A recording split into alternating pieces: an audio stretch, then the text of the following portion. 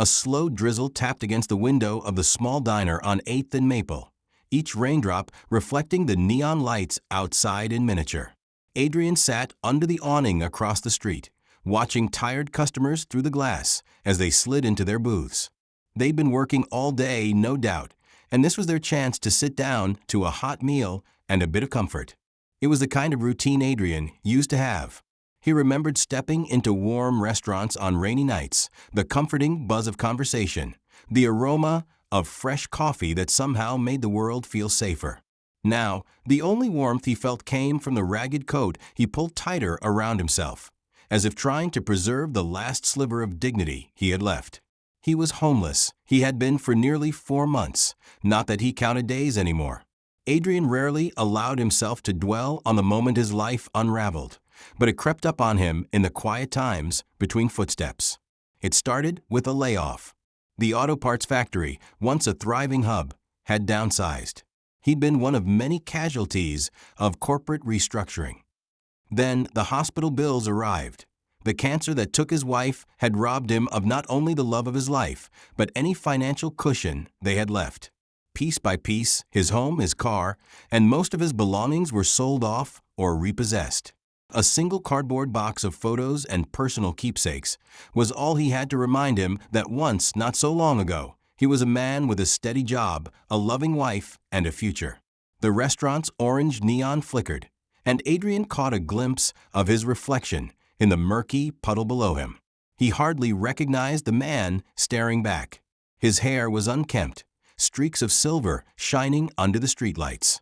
His beard, once kept neatly trimmed, had grown scraggly.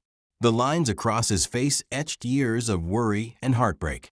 When he finally stood, his knees creaked with the effort, each joint protesting like an old door hinge. After sleeping on concrete for months, his body felt decades older than his 42 years. He had chosen this small diner for a reason. Memories of friendlier times pulled him in. He hoped perhaps they might let him sit inside long enough to dry off a little and maybe, if luck was on his side, allow him to buy a cup of coffee with a handful of change he'd managed to gather that day. Street corners, rummaging through recycling bins for plastic bottles, and the occasional kind handout made up his new income. Dignity was no longer something he could afford. All that remained was survival. With a deep breath, he checked his pocket. He felt the cold weight of coins shifting around, making a faint clinking sound. There were enough dimes and nickels for a cheap coffee, maybe a small pastry if the prices hadn't gone up. The idea that a few coins meant everything to him now might have brought a grin of bitter irony to his face if he weren't so exhausted. He looked up at the diner's glowing sign, Candles on Maple. It was a newer sign for a diner that had existed for decades under a different name. Adrian recalled something older, a family place with checkered tablecloths, but now it had a more modern feel, with a stylized interior. Perhaps that was a sign times had changed, just like his life. It bore little resemblance to what it once was. Pulling his coat tight around him, Adrian stepped off the curb and made his way toward the door. The drizzle had picked up, turning into a steadier rain that soaked through his threadbare shoes. Every step felt heavier than the last. Finally, he reached the entrance, drew in a breath, and gripped the door handle. Warm air rushed out to greet him, carrying the scents of sautéed onions, toasted bread, and fresh coffee. For a moment, it was heavenly. He almost smiled. This is what home used to feel like, he thought, the warmth and the aroma of something that reminded him he was still human. He pushed the door open. A bell chimed overhead, announcing his presence to the sparse evening crowd. The conversation quieted for a second as a few curious pairs of eyes flicked his way. A hostess behind the front podium, a teenager with braces, gave him a polite nod. Adrian swallowed, feeling instantly self-conscious. He kept his gaze low, noticing the well-worn tile under his feet. His clothes dripped water onto the floor, forming a small puddle, and he felt the urge to apologize just for entering. Before he could utter a word, the hostess, whose name tag read Amy, spoke up in a timid voice. "Welcome to Candles on Maple," she said, forcing a smile. "Just one for you tonight, sir." Adrian cleared his throat and, unsure of what else to say, simply nodded. Yes, just me, he managed, his voice rasping from cold and lack of use. He watched Amy shuffle uncomfortably, as though she could already sense the conflict brewing. Her glance darted toward a man near the back, someone with a commanding posture, arms folded over a crisp white button-up, hair slicked back. Adrian guessed he was the restaurant's manager. The man was eyeing them both, a frown pulling at his thin lips. Adrian couldn't help but feel that he was an uninvited guest crashing a private dinner party. A flush of shame burned across his cheeks, though the temperature inside was pleasant. Amy led him to a booth by the window, not too close to the other patrons, but not entirely banished to a corner either. As Adrian slipped into the seat, the worn vinyl squeaked. He placed his damp coat beside him, hoping not to soak the seat too much, and folded his hands nervously on the table. A moment later, Amy appeared again with a menu, placing it before him. She tried to maintain her polite demeanor, but a flicker of pity crossed her face. "Can I get you something to drink to start off?" "Coffee, maybe." Adrian nodded. "Yes, please." "Coffee sounds great." His tone was hushed, as though any loudness might break this fragile arrangement. Amy smiled awkwardly, then hurried away. Adrian exhaled and sank back, letting himself relax just a little. The world slowed down enough for him to notice the music playing from the overhead speakers, a gentle jazz tune. He watched the raindrops trailing down the window, merging and splitting off in patterns that reminded him of how one's life can diverge with every decision or stroke of fate. Just a little while ago, he could have been the one in line after a day's work, complaining about the weather and ordering a special. Now, he was that other man, the one people averted their eyes from on the street. But before he could even think about whether to order a small pastry or if the coffee was all he could afford, a shadow fell over him. He looked up to see the manager. His name tag read Raymond. The man had a hardness in his eyes that made Adrian uneasy. "Can I help you, sir?" asked Raymond, his voice clipped and formal. Adrian started, clearing his throat again. I just wanted to get a coffee. I have the money to pay for it. I'm not here to bother anyone." Raymond glanced around as though scanning the restaurant for any potential disruption. "Do you have enough money for more than just coffee? Because this isn't a shelter, and if you're not going to order a proper meal, we can't have you taking up a booth." The words hit Adrian like a punch in the gut. All the old insecurities came roaring back. The times he'd been looked down upon since losing his job, the instances he'd been treated as less than human because of his disheveled appearance. His lips parted, but no sound came out. He didn't know how to respond politely to such callousness. "I can afford some toast maybe," Adrian said, his voice trembling. "I'm sorry. I didn't realize. If it's a problem, I can go." Raymond's nose wrinkled, and he took a half step back, as though Adrian's presence was offensive. "I just want to make sure you're not going to disturb the other patrons. We have a certain standard here." Adrian nodded, feeling the sting of humiliation burn in his eyes. He stared at his hands to avoid looking at the other customers who might be overhearing this conversation.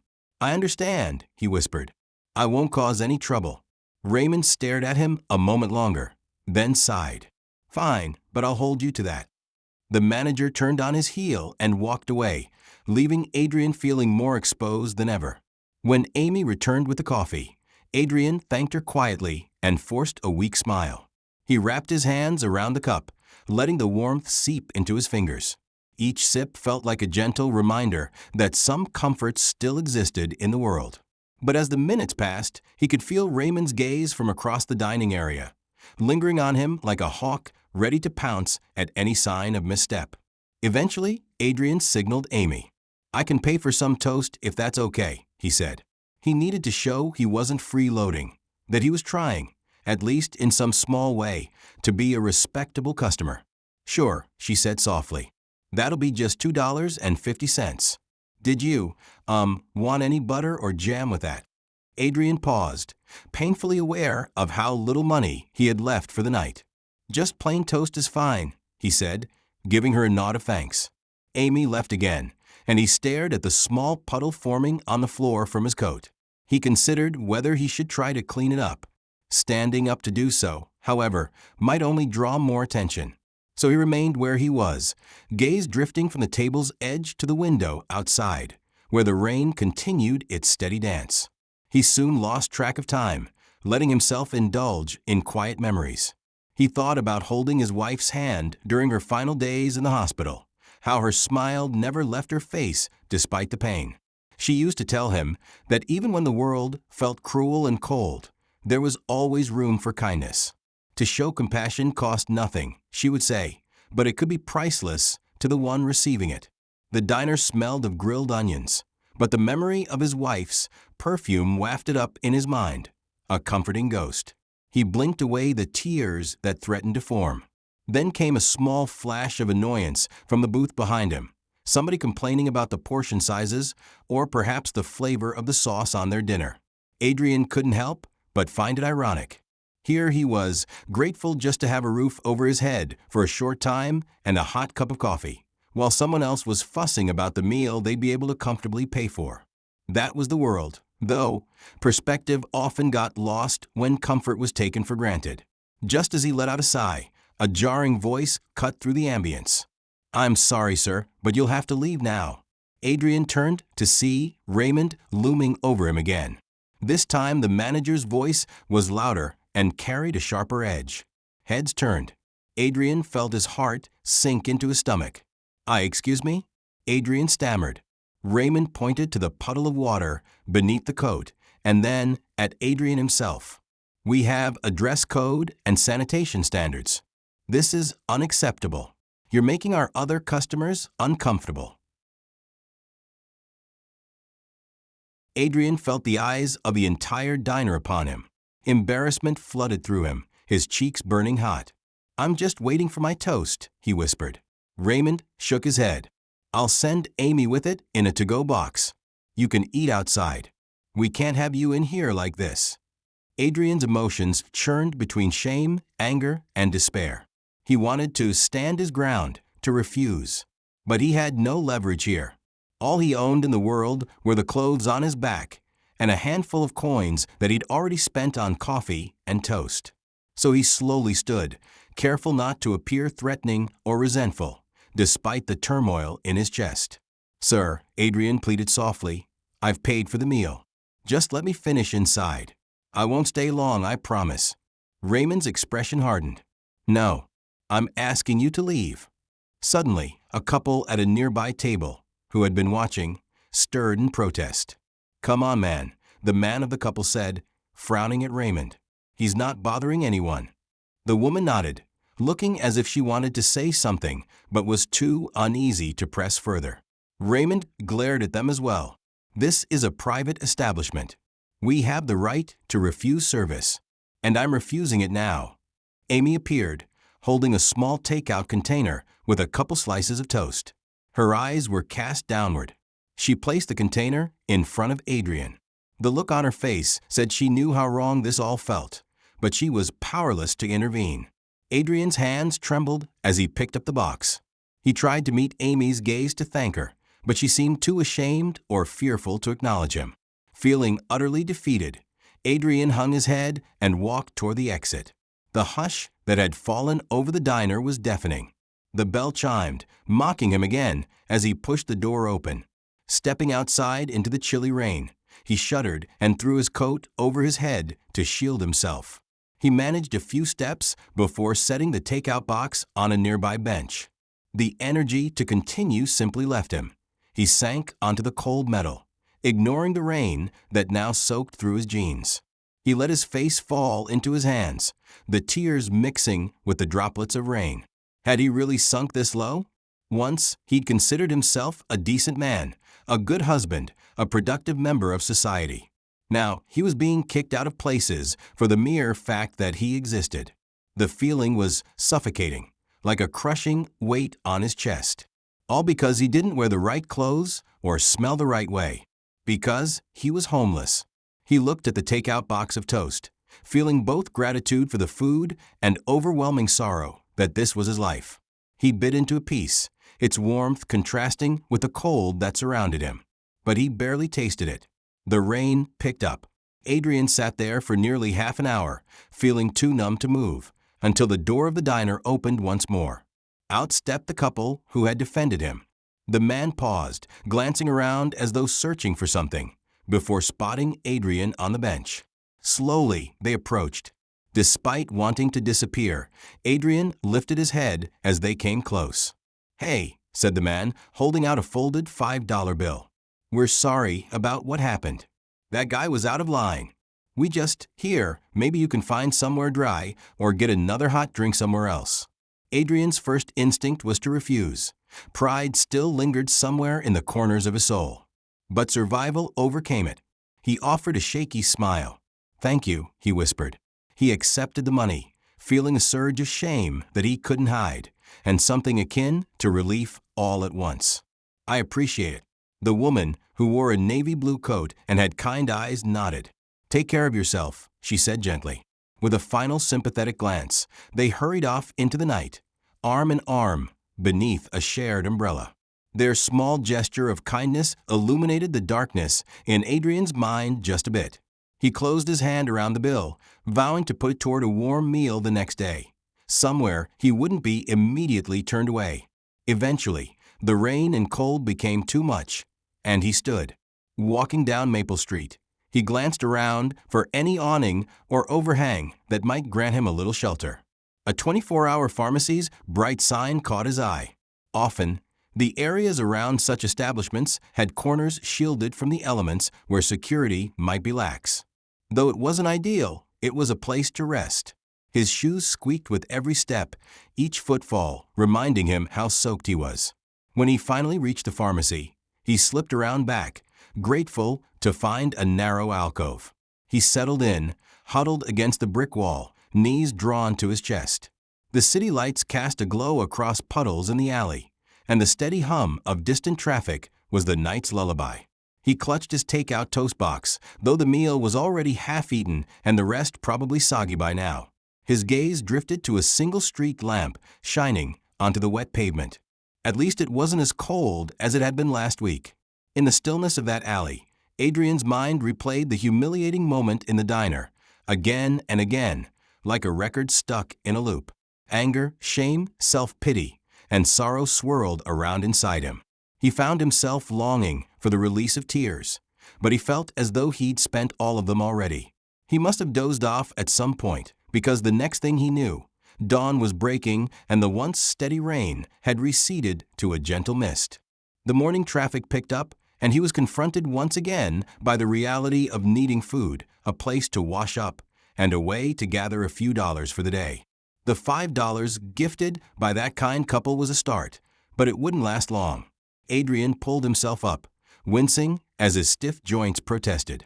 With the leftover toast box clutched to his chest, he shuffled away from the alley, determined to find something, anything, to keep himself moving forward that day. He spotted a public restroom near the bus station, a place he frequented to freshen up a bit.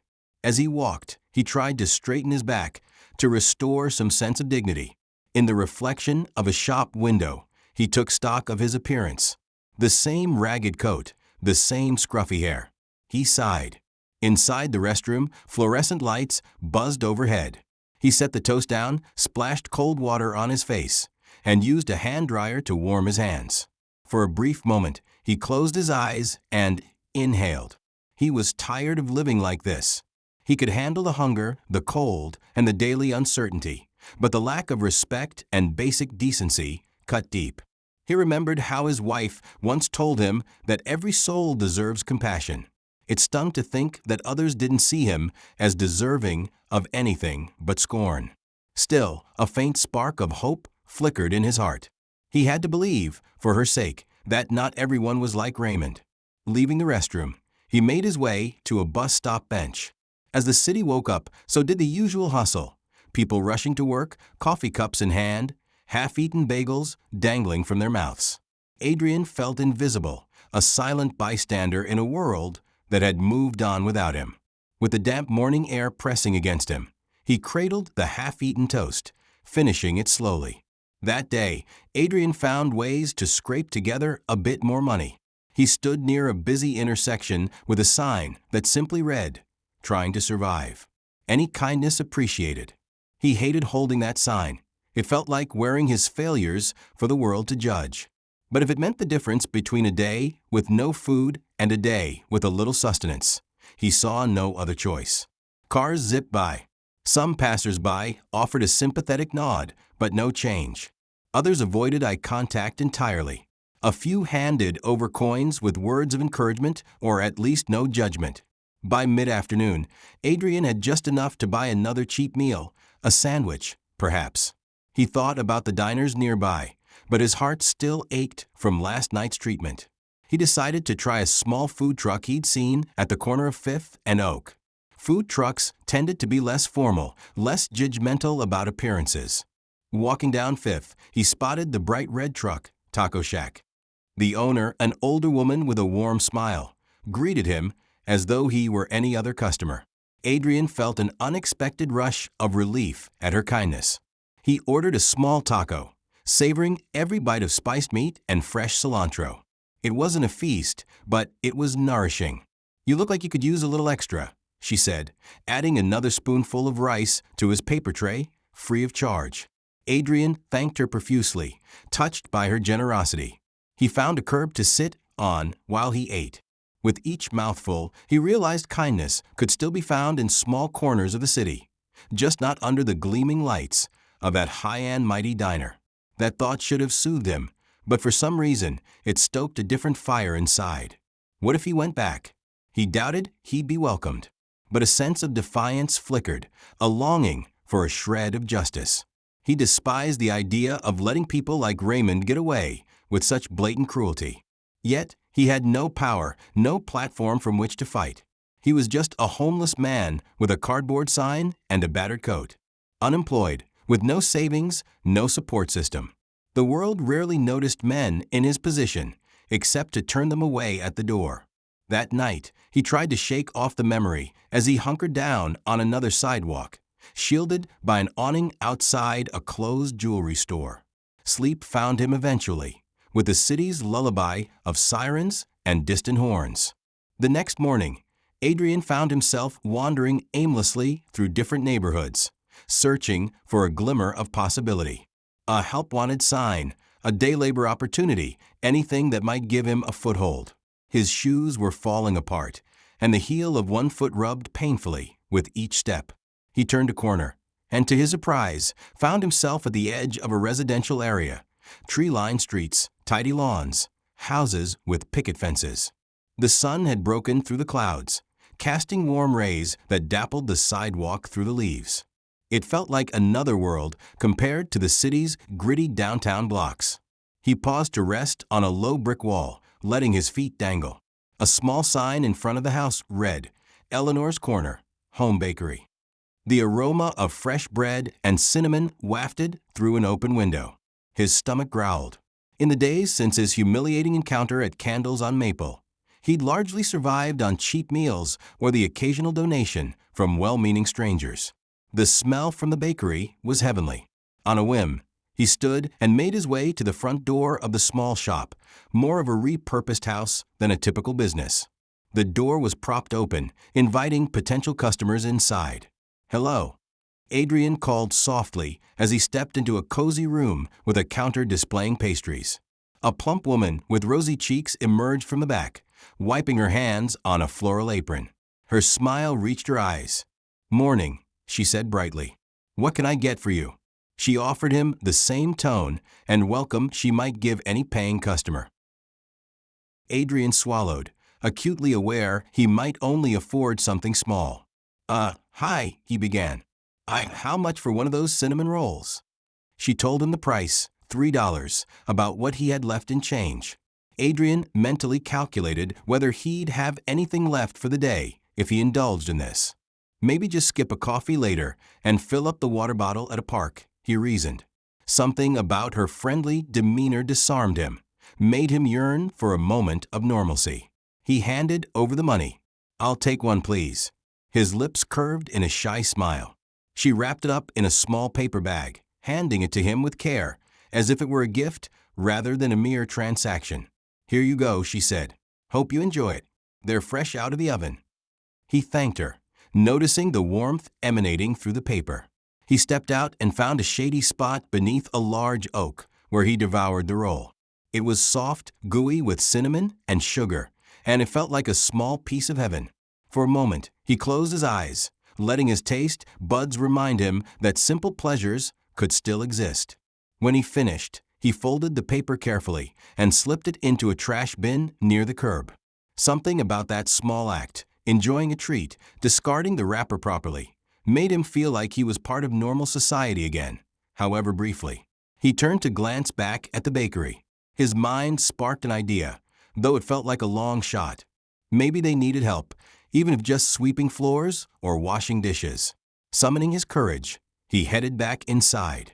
The woman was now placing a tray of muffins in the display case. "Excuse me," Adrian said, voice trembling slightly. "I was wondering, do you need any help here? I'd be willing to do anything. Clean, wash dishes, help with deliveries." He trailed off, searching her face for a reaction. Her smile faltered, replaced by a thoughtful expression. "I wish I could," she said softly. "But it's really just me and my family here. We don't have enough business to hire anyone else." "I'm sorry." Disappointment pressed on Adrian's chest. He managed a nod. "It's okay, I understand." She paused, then cleared her throat. "If you're looking for a little bit of cash, though, I do have some yard work that could be done. The grass in the back has grown wild because my husband's been recovering from a surgery. If you're willing to spend a couple hours, I can pay you a small amount, plus give you something to eat." Relief washed over Adrian so powerfully that he almost felt dizzy. "That would be fantastic," he said. "Thank you. My name's Adrian, by the way." "I'm Eleanor," she replied, extending a flour-dusted hand, which he shook gently. "Follow me. The yard's through here." Eleanor led him through a quaint living area converted into a storage space, then out the back door to a small garden with a patch of unruly grass. The morning sunlight revealed a space that could be charming if tamed. A few rose bushes, a vegetable patch overrun with weeds. Adrian quickly got to work, feeling an odd surge of motivation. As he wrestled with the tall grass, beads of sweat forming on his brow, he felt the tension that had coiled within him loosen. There was something inherently healing about doing honest, physical labor, especially after feeling so powerless for months. Several hours passed. He mowed the lawn with an old push mower, pruned the rose bushes carefully, and cleared out some of the vegetable patch. When Eleanor came out to check on him around noon, she wore a look of genuine appreciation. "You've done a wonderful job," she said, handing him a glass of lemonade. "Thank you so much. This really helps." Adrian gulped it down, the cool tartness a balm for his parched throat. "Thank you for letting me work. It's been a while since I've done something that felt worthwhile." She tilted her head sympathetically. "It's the least I could do. Why don't you come inside, and I'll fix you a proper lunch?" He nodded, a lump forming in his throat. That would be lovely. Inside, the aroma of freshly baked bread greeted him once more. Eleanor ushered him to a small table in the corner of the living area. While he was hesitant about sitting on her furniture in his disheveled state, she seemed unconcerned. Within minutes, she placed a bowl of hearty vegetable soup, a warm roll, and a slice of apple pie in front of him. Adrian murmured his thanks and ate slowly, savoring every mouthful. He hadn't tasted soup so comforting in what felt like forever. Eleanor sat across from him, sipping tea. It occurred to him that she had no reason to trust him. Yet here she was, welcoming him with open arms, paying him for his work. "So Adrian," she said softly, setting her teacup down. "I don't mean to pry, but you seem like a decent man who's had a rough time. Is there anyone you can stay with? Family or friends?" He swallowed hard, the question opening up a well of painful memories. "No," he said, voice husky. "My parents are gone. I don't have siblings. And my wife passed away last year." Eleanor's eyes brimmed with quiet empathy. "I'm so sorry," she said gently. He nodded in gratitude. "It's okay," he replied, though it clearly wasn't. "Just trying to get back on my feet. But it's tough." He left out the details, the layoffs, the medical bills, figuring she had given him enough kindness without needing to hear his sob story. She gave him a look that was both sad and supportive. "Well," she said finally, If you ever find yourself in this neighborhood again, and if you need a little work, I might be able to throw a few tasks your way, gardening, repairs, that sort of thing." Tears prickled the corners of his eyes. Kindness from a stranger was a currency he hadn't expected to receive. "Thank you," he said. "I really appreciate that." She disappeared for a moment and returned with an envelope, placing a small sum of cash inside. Adrian could see it wasn't much, maybe $20 or $30, but it was more than he had started the day with. More than he had hoped for. He took it gratefully, stammering out words of thanks. After lunch, Adrian helped Eleanor with a few more chores before heading back to the city streets. The sun was warm on his shoulders, and for the first time in a while, he felt something stir within him. Hope. Armed with a bit of cash, maybe he could find a cheap pair of shoes at the thrift store or pay for a night at the cheapest motel if he pooled it with any other income. As evening approached, he found a small store that sold used shoes. He managed to find a pair only slightly worn, and it felt good to toss away his tattered, old ones that were barely held together with duct tape. The day had been a positive one, a rare blessing.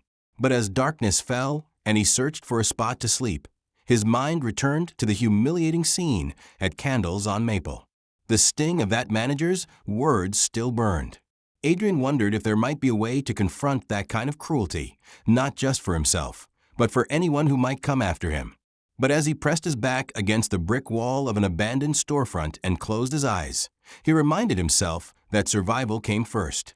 Tomorrow would bring new challenges. A week slipped by in a blur of small fortunes and setbacks. Adrian found odd jobs through word of mouth, cleaning backyards, hauling junk for a few homeowners, and even helping a shopkeeper reorganize old stock in her basement. Each day brought a bit of money, enough for basic food, and occasionally a place to shower at a local shelter. He carefully pocketed whatever he could save, thinking that if he continued this streak, maybe he'd manage to afford a low-rent room eventually. Then came the morning when Adrian's world unexpectedly collided again with that of Candles on Maple. He was walking downtown, scanning windows for any sign of help wanted. Passing by the diner, he paused. On the sidewalk outside stood the same manager, Raymond, smoking a cigarette with a sneer on his face. Adrian considered crossing the street to avoid the man entirely, but curiosity rooted him in place for a moment.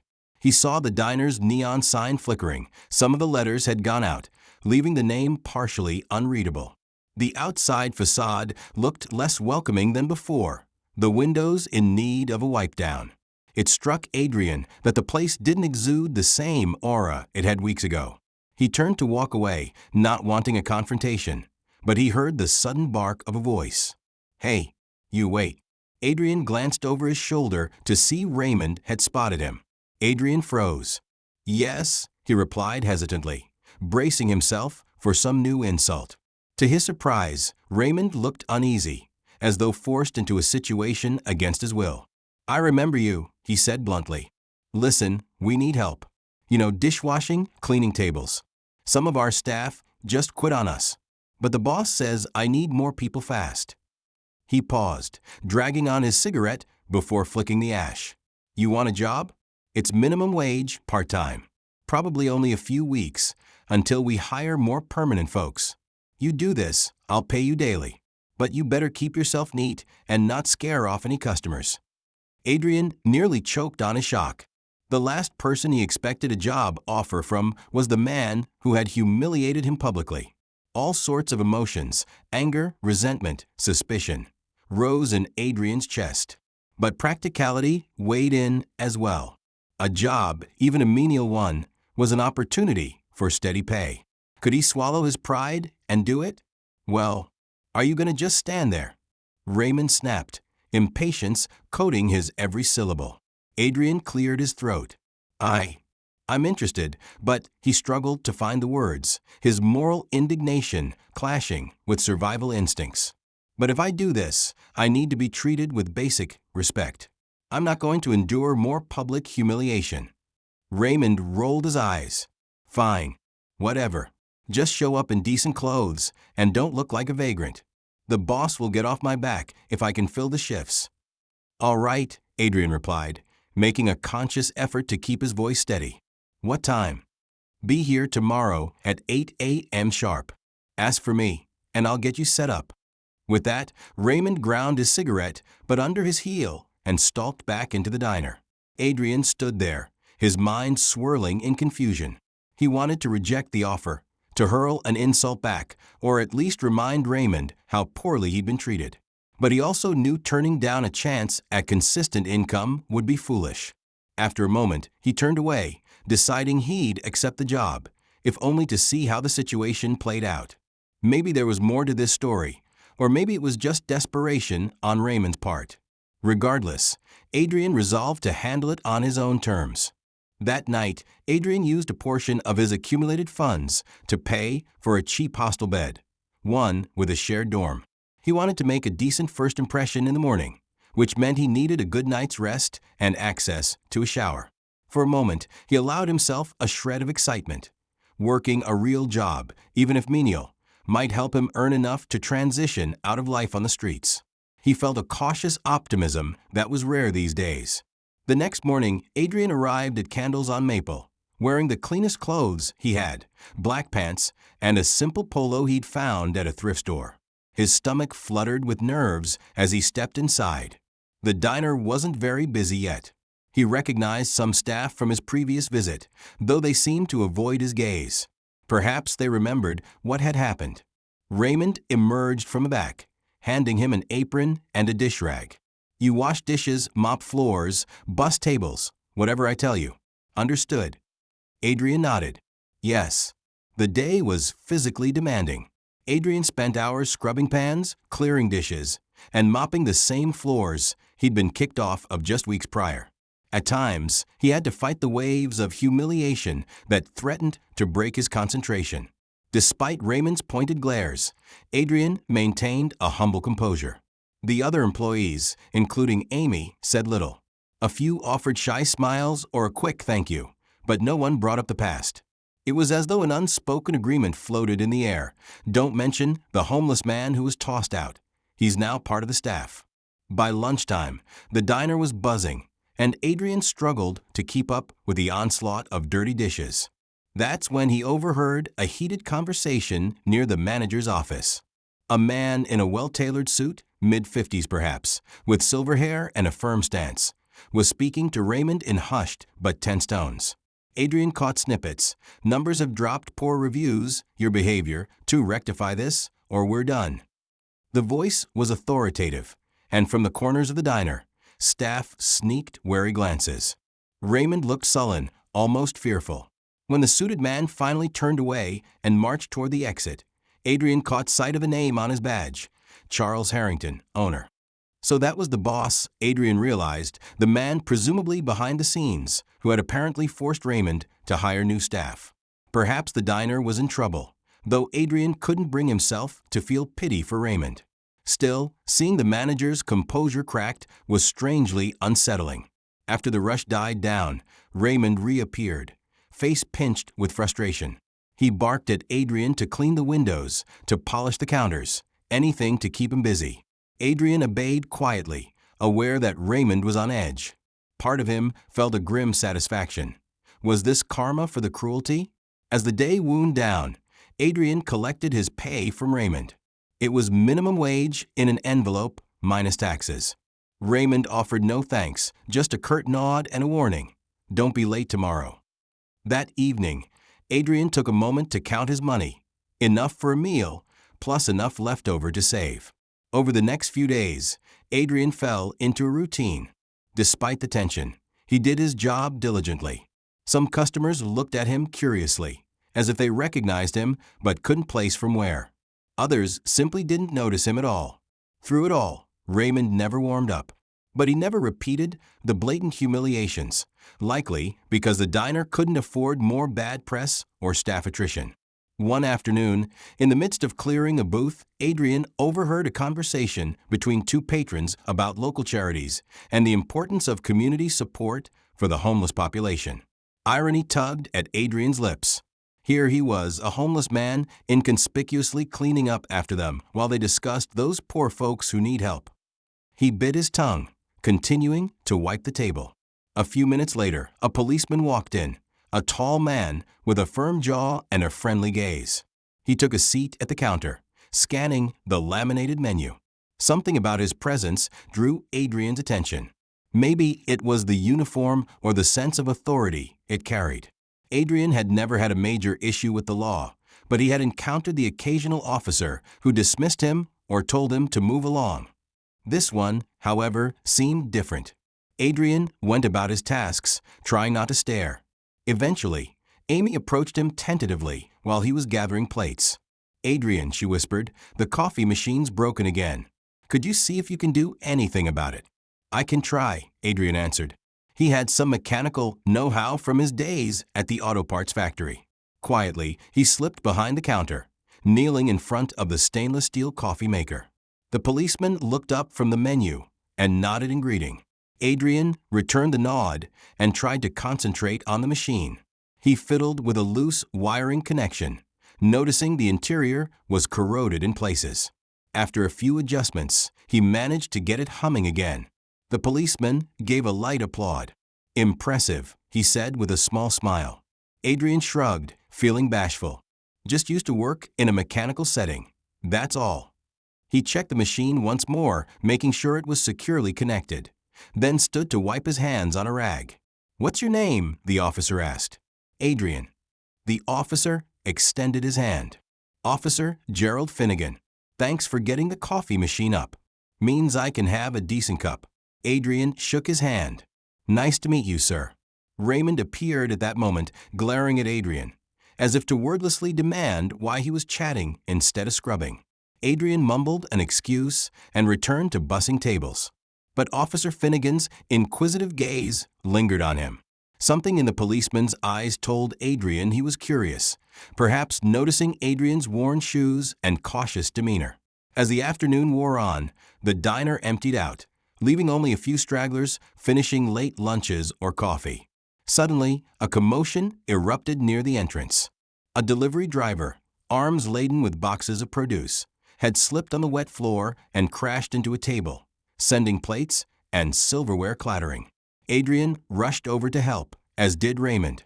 A tense argument followed between Raymond and the driver, with Raymond accusing him of carelessness, while the driver insisted no one put a wet floor sign where they had just mopped. Voices escalated, and soon the delivery driver stormed out, vowing to report the incident to his supervisor. Raymond's face was flushed with anger. He turned on Adrian. "Why didn't you put a sign there after you mopped?" he demanded. Adrian frowned, rummaging through his memory. He had not yet mopped that area. I didn't mop there," he said, forcing calm into his voice. "I haven't gotten to that section yet. I put the sign where I was cleaning, by the bathrooms." Raymond's scowl deepened. "Don't lie to me. If I say you mopped it, you did. You're responsible." A few customers and staff members exchanged uneasy glances. Officer Finnegan, who was just standing up to leave, stepped closer. "Is everything all right here?" he asked, voice calm but firm. Raymond shot the policeman a wary look. "Everything's fine, officer. Just a clumsy delivery guy. We'll handle it internally." Adrian swallowed hard. He realized Raymond was trying to pin the blame on him. "But I told you I didn't mop that area," Adrian repeated quietly. "I can show you," Raymond cut him off. "Shut it. You want this job or not?" Adrian bristled at the intimidation. Officer Finnegan's brows furrowed as he observed the exchange. Everyone in the diner seemed to be holding their breath. Just then, Charles Harrington, the diner's owner, walked in, apparently in the middle of another inspection. He glanced around, noticing the tension. "What's going on?" he asked, voice resonant. Raymond, looking cornered, scrambled to present his version of events. "We had an accident with the delivery driver. He slipped because Adrian here forgot to put up a wet floor sign." He shot Adrian a triumphant, menacing look, as if to say, "Deny it and you'll be sorry." Adrian's stomach churned with injustice. But Harrington's focus shifted to Adrian. "Is that correct?" the owner asked. Adrian shook his head. "No, sir, it's not. I hadn't mopped that section yet. The floor may have been wet from something else, but I'm certain it wasn't me. I'm not lying." He forced himself to stand tall, though every fiber of him worried that no one would believe a homeless man over the manager. "I believe him," another voice chimed in. Amy stepped forward, a bit shaky but resolute. "I was there when he finished mopping near the bathrooms. He never touched the front area." Raymond's eyes went wide. "Amy," he hissed, "what are you doing?" She squared her shoulders, her voice trembling but determined. "Telling the truth," she said simply. Charles Harrington's gaze swept over Raymond, reading the situation. Officer Finnegan quietly observed, arms crossed, as if waiting to see how this would resolve. Harrington pinched the bridge of his nose, exhaling slowly. "Raymond," he said wearily, "we've had too many complaints about your management style. Customers have complained, employees have quit, and now you're lying to scapegoat your staff." His tone was accusatory, stinging with disappointment. Raymond sputtered. It's not like that, sir. I was just trying to." Harrington held up a hand. "Enough," he commanded, voice low.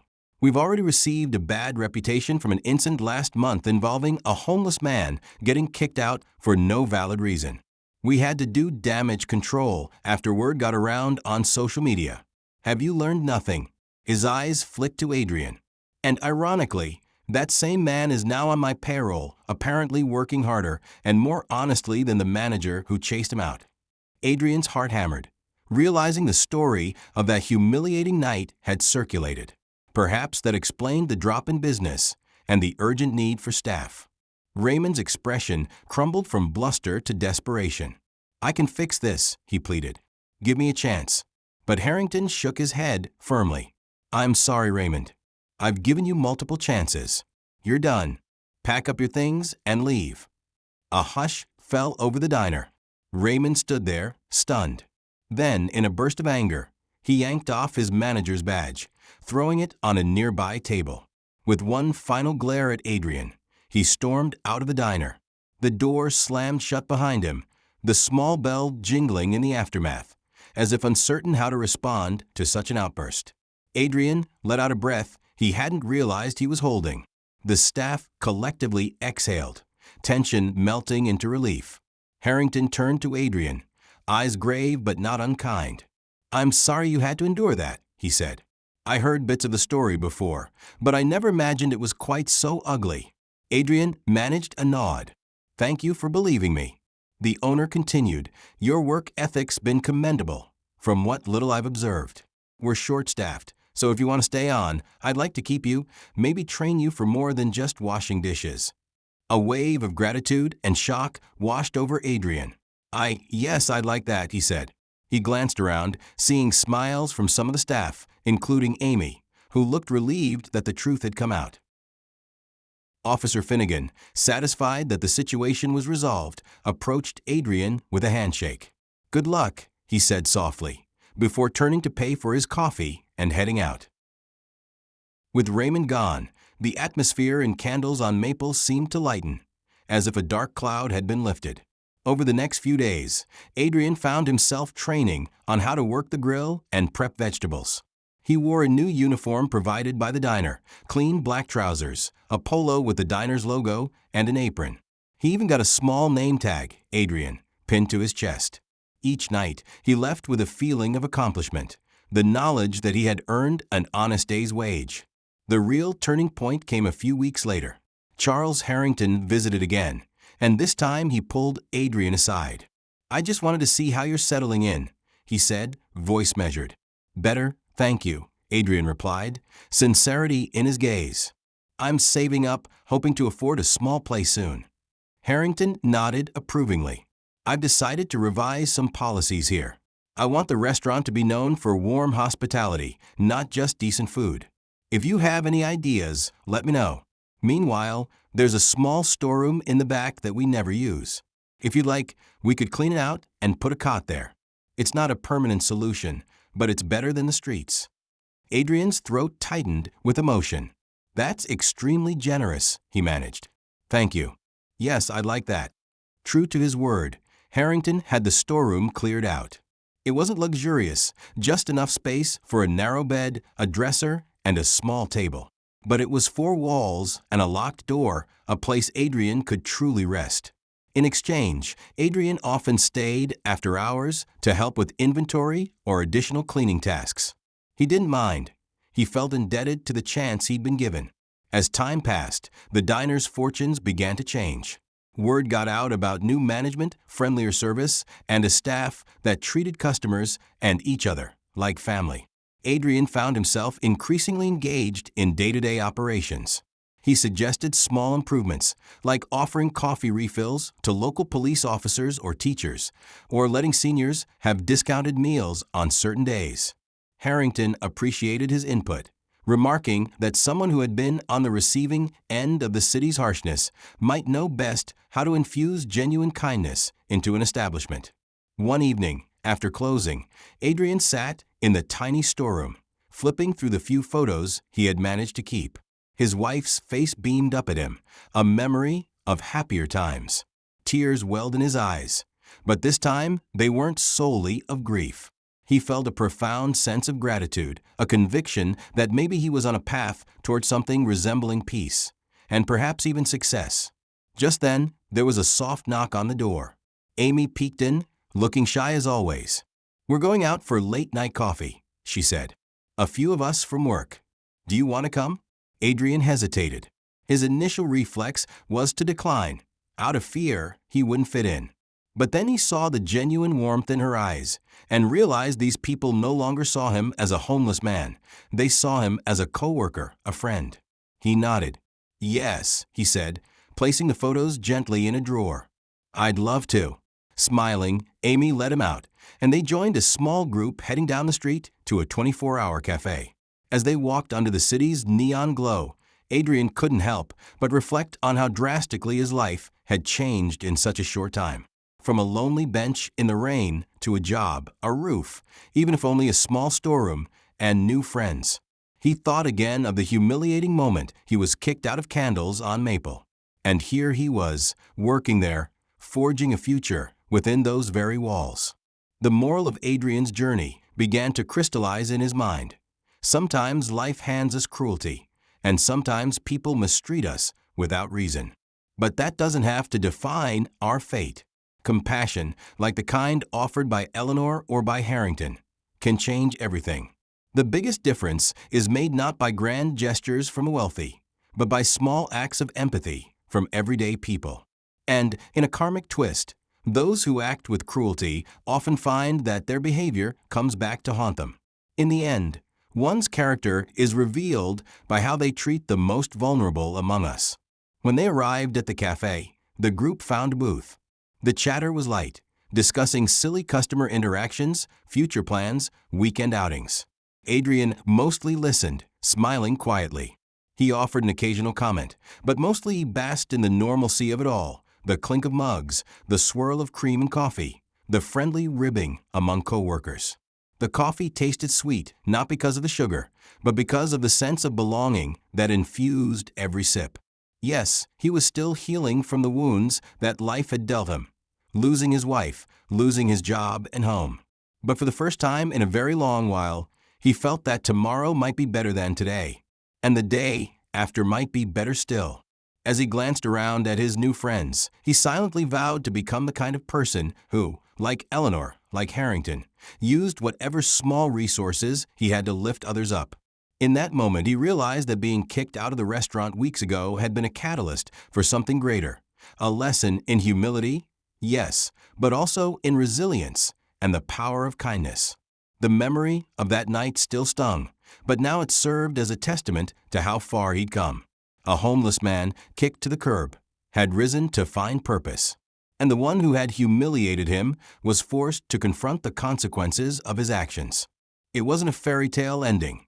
Adrian still had a long way to go, but sitting in that cafe booth, the city lights twinkling outside, he allowed himself to hope. And sometimes, hope is the one thing that can turn a battered soul into a determined heart. He reached for his coffee, exchanging a shy grin with Amy, ready to step forward into whatever the next day would bring.